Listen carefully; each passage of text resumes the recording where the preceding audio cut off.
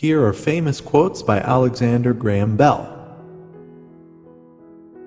When one door closes, another opens, but we often look so long and so regretfully upon the closed door that we do not see the one which has opened for us. The day will come when the man at the telephone will be able to see the distant person to whom he is speaking. Before anything else, preparation is the key to success. The only difference between success and failure is the ability to take action. The achievement of one goal should be the starting point of another.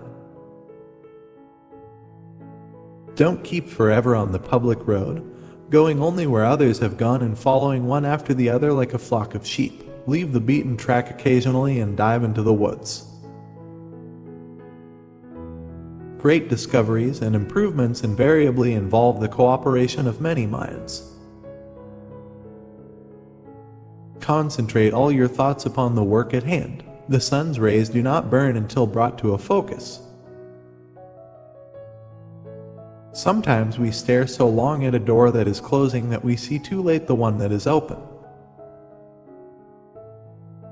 You cannot force ideas. Successful ideas are the result of slow growth. Ideas do not reach perfection in a day, no matter how much study is put upon them.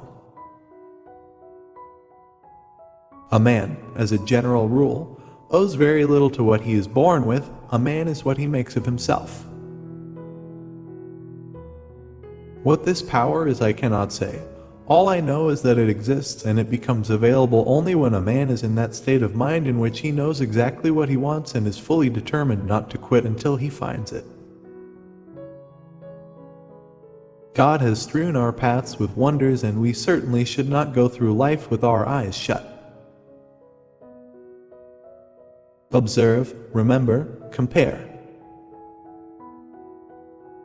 It is the man who carefully advances step by step who is bound to succeed in the greatest degree. We are all too much inclined, I think, to walk through life with our eyes shut. There are things all around us and right at our very feet that we have never seen because we have never really looked. There are two critical points in every aerial flight: its beginning and its end. When one door closes, another one opens. What this power is, I cannot say. All I know is that it exists. The most successful men, in the end, are those whose success is the result of steady accretion. Leave the beaten track behind occasionally and dive into the woods. Man is an animal which, alone among the animals, refuses to be satisfied by the fulfillment of animal desires. The nation that secures control of the air will ultimately control the world. Leave the beaten track behind occasionally and dive into the woods. Every time you do, you will be certain to find something you have never seen before. America is a country of inventors, and the greatest of inventors are the newspapermen. With every door that closes, a new one opens. Great discoveries and improvements invariably involve the cooperation of many minds. I may be given credit for having blazed the trail, but when I look at the subsequent developments, I feel the credit is due to others rather than to myself. Wherever you may find the inventor, you may give him wealth or you may take from him all that he has, and he will go on inventing. He can no more help inventing than he can help thinking or breathe.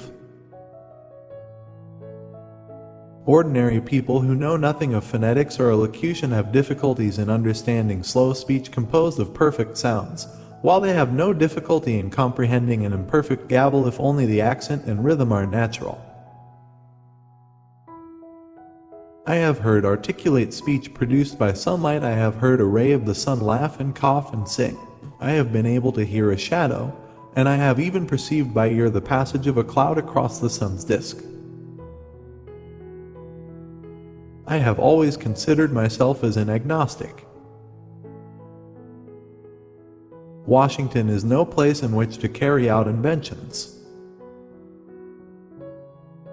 The final result of our research has widened the class of substances sensitive to light vibrations until we can propound the fact of such sensitiveness being a general property of all matter. Man is the result of slow growth. That is why he occupies the position he does in animal life. What does a pup amount to that has gained its growth in a few days or weeks, besides a man who only attains it in as many years? Neither the Army nor the Navy is of any protection, or very little protection, against aerial raids. I have had the feeling that a properly constructed flying machine should be capable of being flown as a kite, and conversely, that a properly constructed kite should be capable of use as a flying machine when driven by its own propellers.